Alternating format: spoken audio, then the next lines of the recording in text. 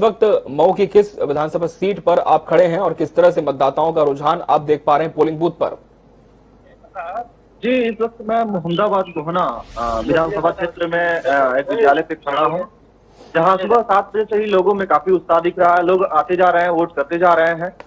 ऐसे में काफी लोग उत्साहित दिख रहे हैं। और आपको बता दूं कि जो मोहम्मदाबाद गोहना सीट है, यहाँ से जो मौजूदा भाजपा के विधायक श्री राम सोनकर, उनका टिकट कटने के बाद यहाँ से पूनम सरोज, भाजपा ने एक महिला प्रत्याशी पे अपना दाव खेला है, जहाँ से वो बीजेपी की तरफ से इस बार मैदान में है।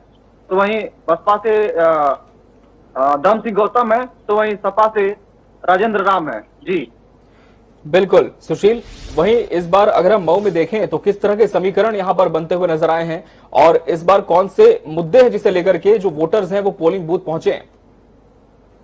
जी बिल्कुल, इस बार जो मुद्दा है वो स्थानीय का है। जो लोग हैं सोच रहे थे कि स्थानीय को वैरिता मिले, तो कई विधानसभा में जो है उम्मीदवार लोगों का मानना है कि बाहरी है। तो जो स्थानीय वो उम्मीदवार हैं, उन पे लोगों का रुझान है कि वो शिक्षित हैं और विकास के पथ पर कार्य करेंगे। जी सुशील, आप जुड़े रहेंगे हमारे साथ, हम रुक कर लेंगे। गाजीपुर का सहयोगी प्रमोद कश्यप जुड़े हैं। प्रमोद, इस वक्त आप किस पोलिंग बूथ पर खड़े हैं? तस्वीरें भी पहुंचाएं, किस तरह का रुझान मतदाताओं को देखने को मिल रहा है, क्योंकि लगभग आधे घंटे का समय बीत चुका है। क्या अब जो भीड़ है वोटर्स की वो बढ़ती हुई नजर आ रही है पोलिंग बूथ पर? जी, आपको बताना चाहूंगा सबसे पहले ये कि देखिए, देश स्वतंत्र है, हम स्वतंत्र हैं और हमारा मताधिकार जो है स्वतंत्र है और स्वतंत्र होकर के मत का प्रयोग करना चाहिए। आपको बताऊं कि हम जिस जगह पे खड़े हैं वो देवकली ब्लॉक की नंदगंज का एक बूथ है, जहां पर हम खड़े हैं और यहाँ पे शासन प्रशासन का पुख्ता बंदोबस्त किए गए हैं कि किसी तरह का जो है कि अनहोनी न हो। और जैसे कि तस्वीरों में आप देख सकते हैं, इस तरफ जो है कि मतदान शुरू हो गया है और लोग जो है कि मतदान का प्रयोग कर रहे हैं और जो कि सुबह 7 बजे से ही ये मतदान चल रहा है और शाम 6 बजे तक मत का प्रयोग लोग कर सकते हैं। जी चलिए, तो गाजीपुर में भी लोग पहुंच रहे हैं मतदान करने के लिए। हम रुक करेंगे वाराणसी का धर्मेंद्र चौबे की ओर। धर्मेंद्र, जिस तरह से आपने सुबह तस्वीरें पहुंचाई थी, लोग आने शुरू हो गए थे, महिला वोटर्स की संख्या भी काफी ज्यादा थी। अगर हम वाराणसी की बात करें तो जो 2017 का चुनाव था उसमें क्या कुछ प्रतिशत इस पूरे क्षेत्र में था वोटिंग का, और क्या इस बार ये माना जाए कि इस बार जो मतदाताओं का उत्साह है वो और बढ़ेगा और ज्यादा रेशो में यहां पर वोटिंग हो सकती है?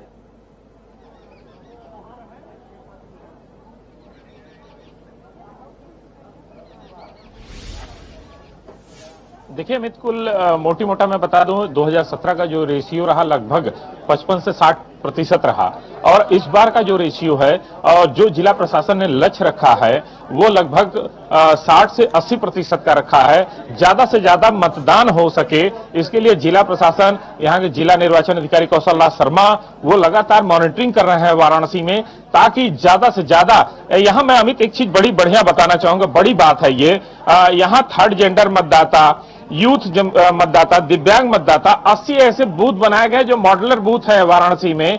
यहां पे भी देखिए, जहां मैं इसमें मौजूद हूं, दिव्यांग बूथ मैं आपको दिखाना भी चाहूंगा।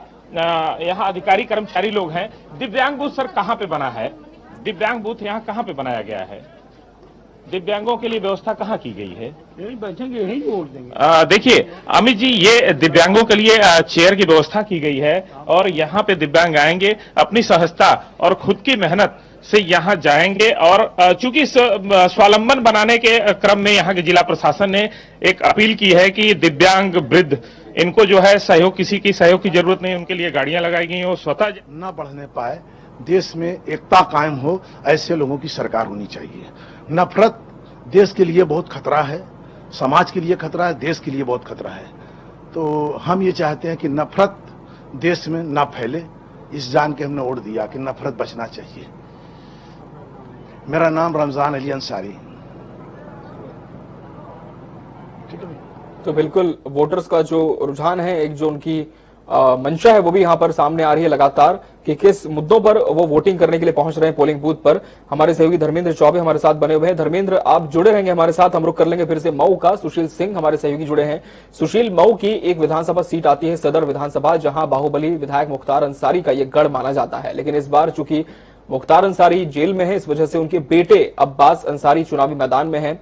कितनी कड़ी टक्कर इस बार मानी जाए सुशील अब्बास अंसारी के लिए कि अपना जो परंपरागत गढ़ है अपने पिता का उसे बचा पाना, और वो भी ऐसे वक्त में जब उनके विवादित बयान के चलते उन पर बैन लगा दिया गया था, प्रचार नहीं कर पाए थे अच्छी तरह से वो अंतिम चरण का। जी बिल्कुल, आपको बता दूं कि जो मुख्तार अंसारी यहाँ के विधायक मौजूदा में थे 25 सालों से, ऐसे में उनका यहाँ पे दबदबा जो था काफी था। ऐसे में अब्बास अंसारी को इस बार सुभाषपा ने अपने टिकट पे मैदान में उतारा है। तो ऐसे में मऊ की में देखा जा रहा है कि जो मुख्तार अंसारी की बाहुबली की छवि है वो कहीं ना कहीं दिखती नजर आ रही है, यानी अब्बास अंसारी को चुनावी फायदा मिलता नजर आ रहा है। जी बिल्कुल, जुड़े रहेंगे सुशील हमारे साथ। हम रुक करेंगे गाजीपुर का प्रमोद कश्यप के पास। प्रमोद, अगर हम गाजीपुर की बात करें तो 2019 में गाजीपुर से ही मनोज सिन्हा भी चुनावी मैदान में उतरे थे, लेकिन वो इस बार चुनाव नहीं लड़ रहे हैं। लेकिन कहीं ना कहीं ये कहा जाता है कि जनता आज भी जो उनके कामों को याद करती है और कहीं ना कहीं ये मानती है कि अगर इस क्षेत्र से वो जीतते तो बहुत ज्यादा विकास यहाँ का हो सकता था। क्या इस बार भी जो एक मिसिंग पॉइंट होता है हर बार विधानसभा चुनाव का, इस बार मनोज सिन्हा पर ही ज्यादा फोकस था, या उनके समकक्ष किसी चिर प्रतिद्वंदी को पार्टी ने मैदान में उतारा है ताकि भरपाई हो सके? जी बिल्कुल, जब मनोज सिन्हा यहाँ से चुनाव लड़ रहे थे तो यह था कि विकास के ऊपर वो मतदान लोग कर रहे थे। लेकिन जब मनोज सिन्हा यहाँ से हार गए तो जो विकास का पहिया था वो बंद सा हो गया। उसको देखते हुए इस बार भी लोग जो है कि मतदान करेंगे। बिल्कुल, गाजीपुर की 7 विधानसभा सीटों पर वोटिंग है प्रमोद, और इस बार जो कड़ी टक्कर है वो किसके बीच यहां पर देखने को मिल रही है? क्योंकि यहां पर हर पार्टी का दावा है कि इस बार गाजीपुर फतेह होगा, लेकिन क्या जमीनी स्तर पर ऐसा है? क्या ऐसे जो तमाम मुद्दे हैं जो कि जनता के बीच विभिन्न राजनीतिक पार्टियां लेकर पहुंची है, क्या उससे जो मुकाबला है वो बहुकोणीय बना है, या फिर कोई 2 दल ऐसे हैं जिनके बीच में सीधी टक्कर यहां पर है? देखिए, ये बिल्कुल बात ये है कि यहाँ पे त्रिकोणीय लड़ाई है और हर एक पार्टियां जो है कि ये अपनी अपनी जीत का दावा कर रही है कि वो जीत करके विधानसभा तक पहुंचेंगे। और बात करें हम त्रिकोणीय लड़ाई की तो सपा बसपा और भाजपा में ये जोरदार टक्कर है। और अब देखने की बात ये होगी कि 10 तारीख को क्या होता है और कौन विधानसभा में पहुंचता है। बिल्कुल, ये देखने वाली बात होगी कि इस बार जनता का मत किसके साथ गया है। ये तो फिलहाल 3 दिन बाद यानी कि 10 तारीख को आने वाले नतीजे ही बताएंगे। वोटर्स का रुझान भी आपको सुनाते हैं। क्या चाहते हैं सब?